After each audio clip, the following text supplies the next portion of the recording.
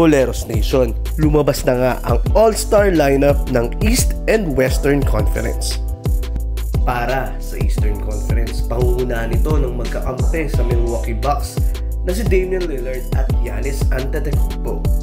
Sama mo na rin ang combo forward ng Boston Celtics na sila Jaylen Brown at Jason Tatum. At sasamahan sila ng mga first-time All-Stars na sila Tyler Hero at Evan Mobley. Ito'y pangungunahan ng trio ni Kevin Durant, LeBron James at Stephen Curry. Samahan pa ng MVP candidates Nikola Jokic at Shai Gilgeous-Alexander. Sasamahan naman sila ng first-time All-Stars na sila Alperen Sengun at Jalen Williams ng OKC Thunder. Ngunit subalit na tapuan, may mga All-Stars at may mga All-Star snubs.